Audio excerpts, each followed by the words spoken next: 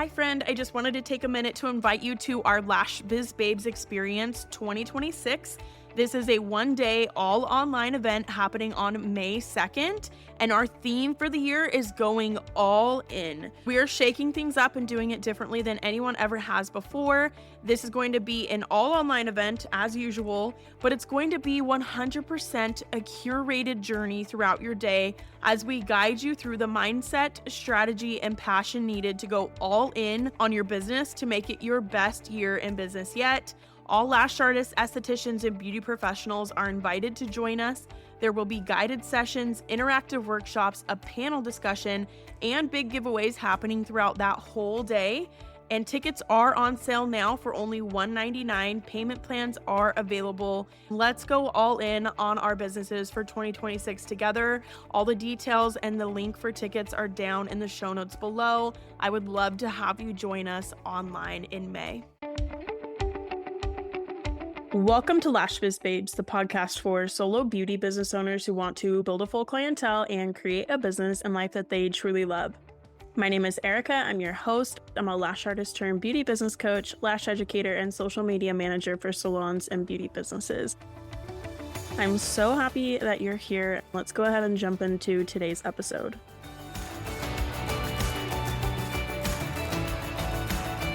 Welcome to this week's episode of Lash Biz Babes. My name is Erica. I'm your host, and this week we are going to be talking about different signs that you might need to upgrade, elevate, step it up with your client experience.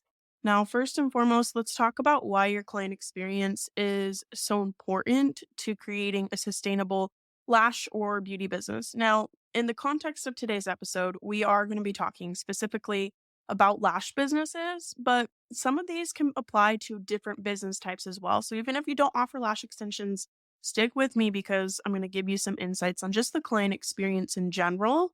I've been a lash artist mainly. That's the main service that I offered. So that's the experience that I can speak mainly from. So that's why I'm going to speak about it in the context of lash extensions and lash artists. But this is applicable to other business types as well. If you want to upgrade or elevate your client experience, stick with us here. So why is the client experience so important? So this isn't just about like when they come into the studio with you. Obviously, the in-studio experience is a huge part of their experience with you, but it's not the only part. It starts when they first find you, whether that's in person or online, and the experience that they have with you on social media, on your website, with communicating with you, texting, calling you, whatever that looks like, and then taking that next step to booking with you. What's their experience like with booking with you, right? What's their experience like in the studio with you after they come in for their appointment? What's their experience like with you after the appointment with the communication or the follow-up or when they come back in, those kinds of things. So the client experience is not just one time when they come into the studio to see you. It's like we got to zoom out a little bit. It's the whole experience as a whole. This is so important because if you want to get clients coming back to you again and again, then your experience has to be on point. The quality of the service absolutely matters, but if they're not having a really good experience with you along with that quality of service, then they're probably not going to come back. And the thing about beauty businesses is that you need repeat clients to make this a sustainable business for you, a sustainable career, something that's actually going to pay your bills. Like for lash artists specifically, fills are what is going to make or break your business. You need fill clients, not just new clients for full sets. We love those, yes. But if you constantly have to get new clients in the door, you're going to burn out and you're not going to create consistency in your income. You're not going to be able to rely on that, right? Each month. So if you're not a lash artist, if you're an esthetician or hairstylist, you still need repeat clients. They're not going to come back in probably as often as lash clients would, like every 2, 3, 4 weeks, right? But you can still create consistency with your clientele by keeping them coming back. You have to typically get a higher volume of new clients than, say, maybe lash artists do, right? But you still need those repeat clients because otherwise you're on this never-ending hamster wheel of always needing to get new people in the door. And I don't know about you, but that is kind of stressful to be like, have that pressure of, I need new clients, I need new clients, I need new clients. Versus you get new clients in the door, you keep them coming back. Maybe, yes, you still need some new clients, but you're not stressed because your books aren't totally empty a month from now, right?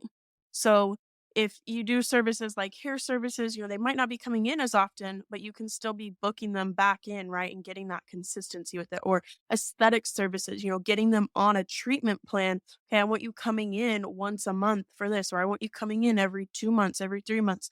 Like letting them know what that next step is with you. So for lash extensions, obviously those repeat clients, it's kind of fun because it's like, obviously they're coming in for fills and they're coming in consistently, and that's great, and that's one of the nice parts about offering lash extensions.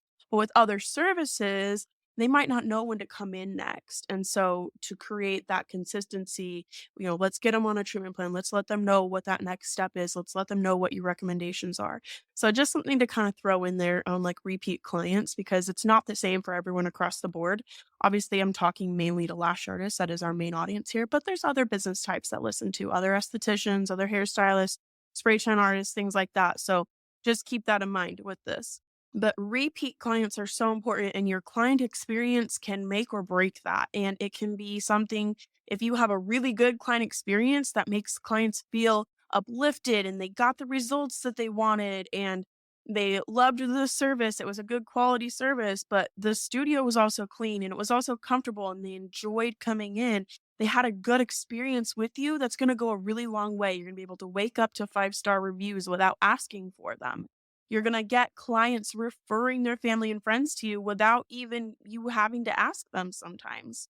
You're going to be able to get them rebooking with you without a struggle or without that awkwardness of like, oh, are you going to reschedule? Are you gonna not? Do I need to text you? Do I need not? No, they're going to rebook with you because they liked you that much. And then they're going to stick with you and be super loyal to you. So that's why your client experience is so important. And you can actually curate this experience exactly towards the type of clients that you want to bring in. When you're thinking about that, it's like, okay, when I'm curating this experience, I get to choose and decide what that experience is like for my clientele, right? So if you're thinking about that in the context of like higher paying clients or those who can afford this ongoing expense of services, or maybe even just those who are willing to pay your prices, no questions asked, or they are willing to pay a higher price point, right? They're not just looking for the cheapest person out there to do the service. Those are the types of clients you want to attract. Your client experience has to be on point to back that up, right? So if you think about this in the context of like, I don't know, cars or airlines, right? So airlines, there's all kinds of different airlines, right? Cheaper airlines, higher end airlines. They're all going to get you from point A to point B. Hopefully, this has been a weird year. However, they're all gonna get you from point A to point B, but what's that experience like in the meantime? Because that's kind of the same thing with us, right? There's all kinds of different people who can give them a facial or a hair service or their lash extensions.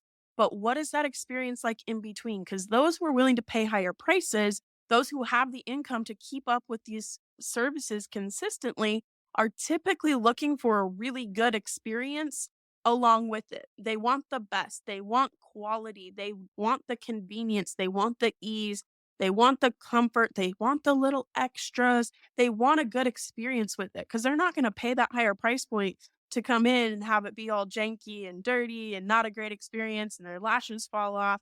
Their skin is like all messed up afterwards, whatever else. Like they want a good experience to go along with it. They want to enjoy their time in your studio. And I think at the end of the day, and this is with typically just any type of business, in my opinion, it's all about the way that you're making your clients feel.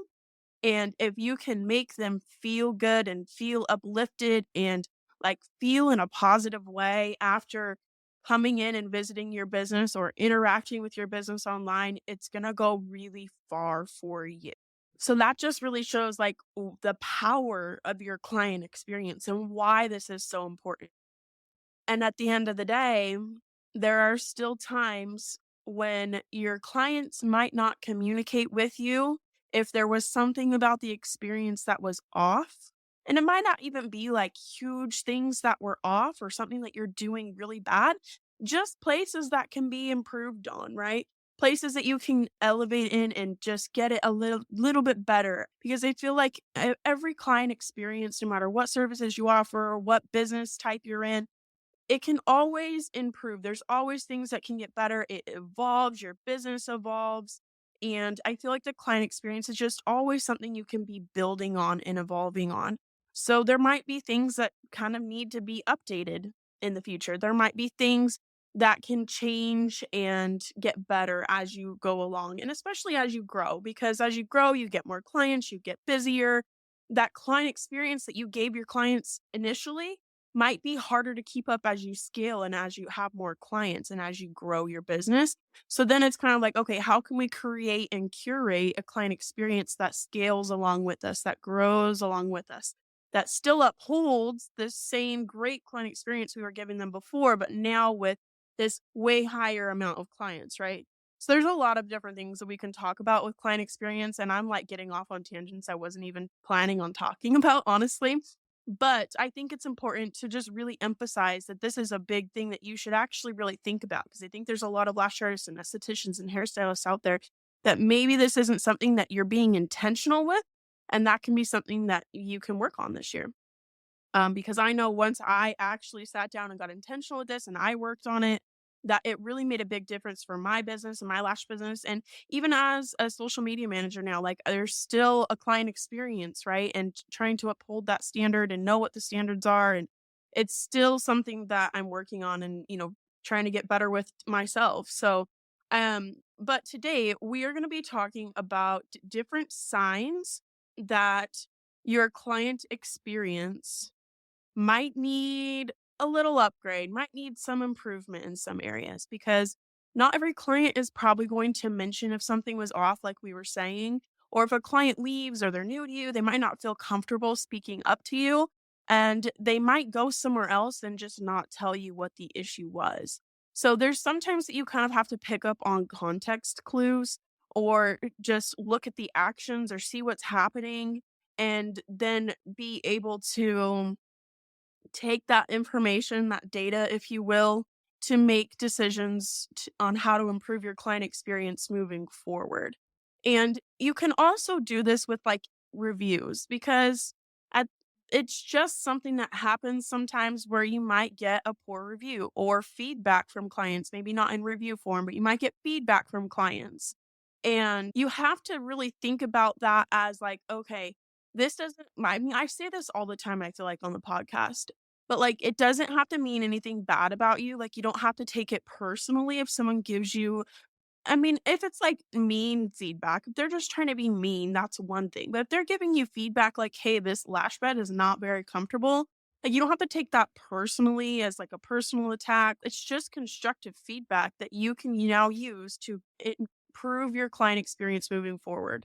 And like it sucks to get negative reviews, but that's an experience where like I've gotten like a negative review when I had someone else working in my lash studio with me. We had a client who was unhappy. It was one of the clients that the other lash artist had taken. And honestly, I think there's some people out there who just are never happy no matter what you do. But also, it's just kind of like, okay, how can we take this feedback from this upset client, this person who wasn't happy with the experience? And because it's kind of like, okay, it is what it is. Like they're unhappy. I've done what I can to make it better and to improve it for them and to like take care of it and, like make sure that they had a good experience even after the fact. But it's like, how can we still take this feedback and make sure this doesn't happen again in the future or to improve your client experience moving forward? So that's one way. Obviously, if they're giving you direct feedback or negative reviews, then you can use that to improve. But there's a lot, like I was saying, there's a lot of instances where clients aren't going to be giving you that direct feedback and you have to use context clues. So, first thing, and this is lash extension specific, but if they're coming back in with poor retention pretty consistently, that's a sign to you, even if they're not complaining about it or they're not saying anything about it. If they're coming back in with poor retention consistently, that's a sign to you that something is off here. Whether it's something that I'm doing, whether it's something that they're doing, something is off. and you're the professional, so it's your job to figure it out. I feel like especially with retention issues, a lot of times lash artists want to default that to the client. We kind of have to take radical responsibility on that, right? Because it's you're the professional. So even if it's something the client's doing, are you educating them on how to take care of them properly? Did you let them know? Are you letting them know, like, hey, I'm seeing these issues with your lashes? How is aftercare going? What can we do better with this, right? And you don't have to say like, "Oh, what can you be doing better?" There's professional ways to go about this. Like, you can take a picture of their lashes and say, "Here's what I'm seeing. How's aftercare going?" Typically we see this when you're not washing your lashes consistently enough or you're not washing your lashes properly, right? So there's different ways to combat this and to have this honestly kind of hard conversation with your client while being professional and tactful with it. But at the end of the day, like if they're coming in with poor retention consistently enough, there's something going on and you're the professional. So it's your job to make sure that that's taken care of because poor retention or your client's not getting the results that they want, whether that's with their hair or their skin or their spray tan, if it's not lasting as long as it should, whatever that looks like, the client is not going to come back to you consistently. At some point, they're not going to be willing to continue to pay, especially if it's like premium prices for lash extensions that don't last. Clients don't want to pay for that. I know from a client perspective, if my lashes don't last, like I'm not going to stick with it or I'm going to say something because no one wants to pay that much for a service that doesn't last as long as it should. And so that's where you kind of had to look at, okay, if they're having poor retention consistently, we need to figure out what this issue is. Now, I'm not going to sit here and try and help you troubleshoot retention issues on the podcast, but if your clients are coming in with poor retention, that is a sign that the experience with your actual quality of service might need some improvement. There might be something that needs to change. And so this was one that I noticed. Like, I had a couple clients who were coming in with just poor retention consistently, and I was like, just a few, I think it was a few years. I'm just going to give you a quick example. I was like a few years in as a lash artist, and it was like, well, she's having poor attention because she's putting makeup on her lashes. So it's the client's fault. It's not my fault. But the thing about it was that although I had told her, like initially at her first appointment, that, okay, you need to wash your lashes, right? And she hadn't really been doing that. And she was coming in with mascara on her lashes and I was just having to kind of like wash the mascara off the best I could and apply on top of that. But that wasn't getting the best attachment. So then she wasn't having good retention. So then she was putting more mascara on. But the bigger issue here wasn't that she was obviously putting mascara on your lash extensions is an issue. Coming in with dirty lashes, not washing lashes, that's an issue, of course. But the bigger issue was that I, as a professional, wasn't educating her on that consistently. I wasn't telling her, like, hey, your lashes aren't lasting because you're putting mascara on them, you're not washing them. Like, I was scared to have that conversation. I eventually learned how to do that, but not until after I had already lost her as a client. And at the end of the day, I don't think she was the best fit as a client for me anyway, so it's fine. But I do feel like that was a learning experience for me where it was like, okay, I wanted to blame it on the client because she wasn't washing her lashes. So that's her fault that her lashes are falling out. But am I, as the professional, communicating that to her in a kind and professional way? Am I letting her know? Am I educating her? Because that's my job as the lash artist. That's your job as the lash artist, is to educate them and let them know if you're seeing something that isn't quite right. So yes, it was her fault her lashes were coming off so quickly and the retention wasn't as good because she wasn't washing her lashes and she was putting mascara on them. But it was my fault more so because I wasn't educating her consistently on that. Sure, I did initially, but when she starts seeing those issues, you've got to be proactive on that. You're gonna lose a client. You could get a bad review from that, and that's also like your reputation on the line. I feel like because if you become known as like the lash artist that we're like, oh yeah, I went to her, it was fine, but like the lashes didn't last. You don't want the reputation as the lash artist whose lashes don't last. You don't. You absolutely don't. Or the spray tan artist whose spray tans don't last, whatever. You want to make sure you're being proactive. You are taking those steps to make sure the client knows what they need to do and letting them know. And then at the end of the day, if you have done everything that you can, that's on them and that's okay. But at least in my situation, I didn't step up to the plate. So that's something I've learned from, and hopefully you can now too. So, the next one is if you're not getting any referrals, this can be a big clue to you that something might be off with your client experience. Now, this can be like if you have new clients who come in, and well, first off, if you have no new clients who come in and they don't come back themselves, that can be a sign that maybe something was off with the client experience. It might be something on their end. Maybe it was just like a one time service they came in for, or whatever else. It could be a budget issue. There's certain reasons like that. But a lot of times, if a new client comes in and they don't consistently keep coming back to you, there's probably something off with the client experience that they're not open to sharing with you. Or if there's current clients who are coming in, but they're not referring their friends and family to you, or if there's new clients coming in, they don't, they're not like telling everyone about it. That could also be a reason or a context clue for you to pick up on, okay, something might be off with the experience if I'm not getting any referrals or new clients aren't coming back to me. So that can be an opportunity for you to kind of examine, just objectively look at what was that experience like for that client, what might have been off about it. And you don't need to get in your head thinking about, oh my gosh, what am I doing so wrong? I'm such a terrible lash artist. I'm such a terrible business owner, whatever else. But just objectively take a quick look at the experience they had with you and decide if there's anything that you feel like you could have improved on, anything that you feel like could have been better. Could it have been cleaner? Could it have been more comfortable? Could the service have been done better? Could the communication have been better? Could the overall like aura or vibes or like the just the overall feeling in your studio be improved upon, right? So that can be something where you can just do a little audit of the experience that they had with you and say, okay, is there anything I can pull from this to maybe improve on for the next client?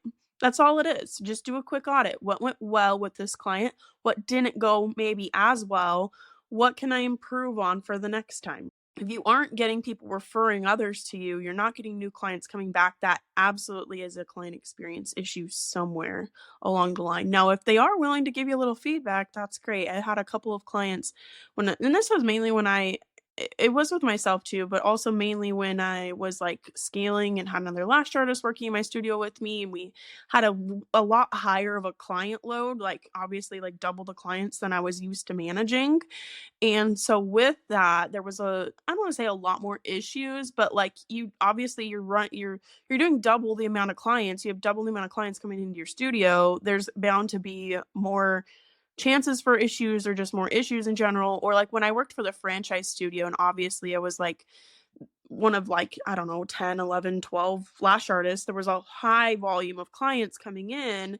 And so then there's also a higher volume of issues happening. You can ask them, like, hey, was there anything we could have improved upon? Like, is there any feedback you can give us so that we can make the experience better for the next client? Some clients still won't say anything, and I feel like some lash artists and stuff like feel like that's awkward to ask, and that's okay if you don't want to. But for me, I was like, I want to get the feedback that I can, and it doesn't have to be like, well, what didn't you like about it? Why aren't you coming back? It can just be, was there anything we could have done better? Is there any feedback you can give us so that we can improve our client experience moving forward? And some people might give you feedback and some people might not. But at the end of the day, if you do ask that question, it can give you that data, that feedback, which that data is what we need, right? To make data driven decisions and say, okay, this is what's working, this is what's not, here's how we're going to move forward. The next one I have on my little list here is if clients seem antsy or uncomfortable during their appointments. Now, when I first started out solo, I had a very uncomfortable massage table that I was using. I was kind of just bootstrapping my way into the industry as a solo lash artist. Didn't have a lot of resources as far as like buying an expensive bed or whatever else. Tried to make it as comfortable as possible, but it wasn't I'm honestly just speaking transparently here. It probably was not the most comfortable place to lay down for, a couple hours or more on end. There were a couple times when I noticed, okay, this client isn't complaining about it being uncomfortable, but they seem antsy during their appointment. They're moving around a lot. They're asking when we're going to be done. They're asking how much longer. They seem kind of uncomfortable. They're readjusting, shifting, whatever else. That can be a context clue, a huge context clue that something is not quite right with the comfort level of your setup. And that can be something that can be improved upon because this is one of those other things that like at the end of the day, they don't want to pay to come in and like be uncomfortable. Like the more comfortable your setup, especially with lash extensions, the better because they are laying there for such a long period of time. Like you want them to be comfortable. That's a huge thing. And so if they seem antsy or uncomfortable during their appointment, that's something that you can just be visually picking up on yourself, whether they say something to you or not. So the next one is something on like ourselves. So if you notice that you're constantly running out of time with appointments or you're constantly running behind, maybe not every single time, but like just consistently enough, maybe every week you're finding you have like days where you're running behind or you're running out of time for appointments, you feel like you're rushing and all that all the time, that can actually be a sign that maybe you need to adjust your appointment timing. Because I think a lot of lash artists don't, or just estheticians, everyone in general, don't necessarily account for the time needed to like check someone in and check someone out and offer retail to them and rebook them and do your consultation, have them fill out forms, like especially with new clients because there's a lot more of extra steps that you do that you wouldn't do for like a repeat client, right? And so you've got to account for that in your time. So if you feel like you're always rushing, if you feel like you're always running behind, that can be something that makes it not as good of an experience for your client too, because if you're rushing, you might not have the best application as a lash artist. If you're rushing, you're skipping the massage part of a facial, like that's obviously not going to fly with a client. So that's not making their experience as good with you. And that's something where you kind of like they're not probably I mean they could say something, but they're probably not going to notice if you're rushing, right? But that's still not making their experience that good and just because they're not saying anything doesn't mean that there's not something that can be improved upon. So if you notice like okay, I'm always running behind, I'm always running late, I'm always running out of maybe not even running late, but you're running out of time and you feel like you have to rush and you're stressed all the time. First off, your nervous system's not going to love you for that. Secondly, you need to adjust your service timing. I feel like that's a really big part of a client experience is giving yourself enough time to give them a quality service and planning out your appointment timing. This is something I taught in my last trainings was like appointment planning and planning out your time. Okay, so I always plan like 5-10 minutes to have them fill out forms, 5-10 minutes to do a consultation, 5-10 minutes to tape up. Like make sure you are planning for each step of the way. So on a hybrid set, I'm going to do this many minutes of volume fans and this many minutes of classic lashes and then I'm going to have 10 minutes to untape and bond or whatever you need to do at the end of the service. And then, okay, now we need time to tell them about aftercare, to offer them aftercare products or let them purchase aftercare. We need time to rebook them, to answer any questions like that. It all takes time. You've got to account for that in your service timing. So for me, even after I'd been doing lashes for many years, was still scheduling out 3 hours for a full set so that I could comfortably have enough time to not just do the lash service without rushing, but also to be able to have time to welcome them in and do the consultation and all those things we just talked about, right? So if you're noticing you're always running behind, you're running out of time, you're rushing, that's a sign to you that something needs to be adjusted with that client experience with the service timing. So the next one, if you're walking in and your room is visibly cluttered or not clean, this can also be a sign to you that something needs to change with your client experience or you need to kind of step it up with that.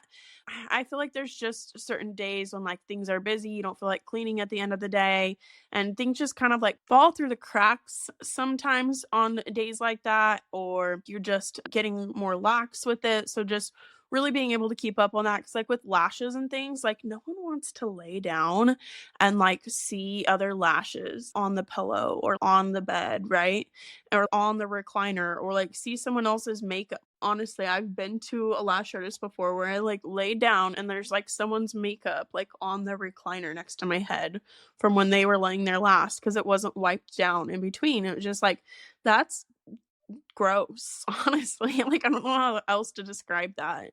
You need a visibly clean space, not only for the fact of like it needs to be clean for your clients, but like for sanitation purposes, purposes, like just making sure that you're giving a clean and sanitary service to give your clients. If you're noticing that things aren't as clean as they could be, your clients probably are too, and they might not say anything to you, but you still should be something to work on and make sure you're scheduling out that time to do so. The last one that we're going to talk about for today, it's not an in studio sign, but it's like the before the service sign. If you have people who are interested in your services, but they're not booking, and you see that consistently enough, or you see that more than once, there might be something that needs to be improved upon in the client experience of like the booking process, right? So, or if you see, this can also be if you see a lot of people visiting your website, they're not booking. Like you see, oh my gosh, I'm getting like 300 plus website visits every month, but I'm not getting new bookings. That's a sign to you that something's probably off with the experience that they're having with your website, right? They're getting confused somewhere, they're getting stuck somewhere, they're getting lost, they're not understanding something, like there's a disconnect. So that can tell you, okay, I need to improve something on my website. That could also be with like your content on social media. You see, you have a lot of profile views, you have a lot of people clicking through to your website, but they're not booking with you. You're not seeing as many bookings. The conversion rate isn't as high. We talked about conversion rates last week.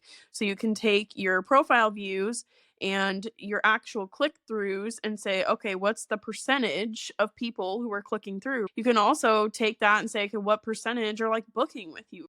So if you're noticing you're getting a lot of people clicking through to your website, but maybe they're not booking, then you can say, okay, what's up with the website? Or if you notice that you're getting a lot of profile views on your Instagram page, on your Facebook page, on your TikTok page, whatever, but you're not getting people clicking through to your website, then that can tell you that maybe something's off with the content, maybe something's off with the experience. And especially when it comes to like actually people booking, or like even on your Google business profile, you're seeing a lot of views, you're seeing a lot of people who are seeing your page, they're finding your page in searches, but they're not clicking through to your website, they're not booking with you. That can tell you that maybe they're not finding the information that they're looking for. Maybe there's something that can be improved upon. Maybe you need to adjust your messaging. Maybe you need better pictures, clearer pictures, better quality. And then you can kind of decide, okay, what can I adjust, right? And this I don't want this to be like an episode where you're like picking yourself apart and you're trying to figure out what you're doing wrong, what you can do better. But I just want to give you some different ways that like you can pick up on context clues to decide, okay, if this isn't working, here's some context clues. What can we do better with this? Or, clients aren't coming back, clients aren't rebooking, clients aren't referring other people. I'm getting poor feedback because this happens. And this has happened to every lash artist in some way, shape, or form at some point in their career, whether they talk about it openly or not. Everyone goes through things like this. Every single lash artist out there, even the ones that you adore and love online, who are so like have huge followings and whatever else, they've had unhappy clients before. They've had to improve their client experience before. So don't feel like this is just you, or it's just because you're a bad lash artist. No, no, no, no, no, no, no. This happens to everyone. This is just objectively saying, okay, let's take this feedback, let's take this data, let's take this information that I know and improve upon it so that we can get clients to keep coming back. Because at the end of the day, this is how you're going to create sustainability in your business, right? Because you're going to have clients coming back again and again. You're going to be able to create a consistent and reliable income. That was the most stress free my lash business ever was when I knew that I had repeat clients who would stick with me through it all, and that I could rely on that and rely on that income coming in consistently. And so the client experience is such a huge part of being able to do that because that's how you get people to come back to you, really, at the end of the day. Be intentional with your client experience. Curate this to be attractive to those who you want to have coming into you. And you can even ask your current clients, even if they've never complained before, even if they love your services, like, hey, is there anything like I'm collecting feedback from clients right now. Is there anything that I can do better with your services? Is there anything that any feedback you have for me, any constructive criticism, is there anything I can do better with the client experience? And I feel like especially if they're a loyal client, they're not going to be like tear you apart on that, but they might give you some feedback if you open that door of communication for them, right? Or, oh, I really like this, but maybe not this so much. Or, oh, what about this? Maybe they can give you some ideas on new things you can add in, or maybe like services that they would be interested in getting from you that you don't already offer. So that can create an opportunity for you to get that feedback from clients who do enjoy coming to you already. They're not unhappy with you necessarily, but there's maybe could still be things that they think could be better or that they would love to see different, right? So then you don't have to do all of those things, but you can take that and use it as data, use it as feedback to improve and make adjustments moving forward. I feel like that's a good way to open that door of communication with clients, and that's so important with new clients, with current clients, whatever else. Open that door of communication. Let them know that it's okay to come to you if they're unhappy with something. That's not always easy to hear from clients, but if you open that door of communication, it's going to let them know that it's okay to speak up. And then maybe if there is something small that was not right or bugging them, or maybe something was up with their lashes, it wasn't a style that they liked, they want to change the style. If they know that they can come to you with that and that door of communication is open, that's a great thing because then they're going to do that instead of going somewhere else.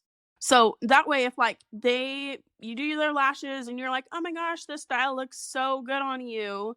And, I hope you love it, whatever else, like, let's get you rebooked. And the client looks in the mirror and they don't like what they see.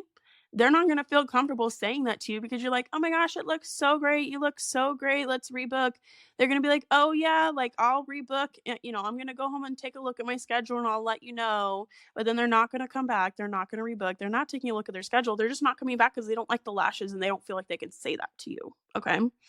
So, and that's just one example, right? So that's why like I always told like my new clients like, okay, I am open to feedback. Like if there's something you don't like, please just tell me and we can adjust it for the next time, right? So let's get these lashes on you. We're going to do as best as we can to make sure it's what you want and it's what you like and it's what you love. But if there's, once you see how it looks on you, if there's something you want to adjust, just let me know. We can change it the next time, right? And like asking for that too. Okay, is there anything you want to adjust this time when they come in for their next appointment? That can go a really long way just with that good communication, opening that door of communication so that they feel comfortable coming to you if there's an issue, if they have a problem, instead of them just feeling like they can't say anything to you and they go somewhere else, right? That's huge. That's a way to keep a client coming back. Okay. My hope with this episode is that it gives you things to think about. It gives you ways to just objectively audit what your client experience is like and maybe some different signs that, hey, something needs a little adjusting. And that's okay because we're all evolving, we're all getting better. We're trying to get 1% better every single day and improve and do the best that we can for our clients every time that they come to see us, every time we talk with them, all of that. So, with that, take a look at this week, see what you can improve upon on your client experience because it can be small things, it could be big things, but I feel like there's always something that we can strive to do better each and every day. And that is my hope and my prayer for you is that you are able to keep growing, keep moving forward, and being successful in your lash business. That's a whole reason why I even do this podcast to begin with, because I want you to have the tools and the knowledge and the skills that you need to be a successful, thriving lash artist, esthetician, hairstylist. Like, there's so much that goes into it that's not necessarily the hands-on skills, right? You probably weren't taught about client experience in school. You probably didn't think about that initially. At least I didn't. I don't know about anyone else, but it was not something I initially thought about. It was actually my mother-in-law was like, "Yeah, like you gotta like no." She when I was like opening my suite to go out solo. She was like, okay, yeah, make sure it's comfortable. She's like, you got to make sure you give them a real good experience. And, she was like giving me some advice on things and tips and tricks. She owned a daycare for a really long time. So she was a business owner as well. And I was like, oh, yeah, yeah, yeah, yeah. Like, let's think about this. And I think that was really helpful for me, especially when I was getting started with no clients at all. And yeah, things to think about, things to improve upon. I hope you're having a great March so far. Thank you for being here. Make sure you're subscribed to the show, new episodes every Tuesday. And if you love this, please make sure to share it with a friend. We're really working on growing the show, growing the podcast right now. And if these are episodes that have ever helped you, or if you enjoyed listening, I would love for you to share it with your Lasher Beauty business friends. Let's grow together. I hope you have a great week. If you need anything, feel free to reach out to me on Instagram at XO Erica Schramm. I'm always here for you guys to try and respond to like questions in my DMs as often as I can. So have a great week. Thanks for being here, and I'll talk to you again next week.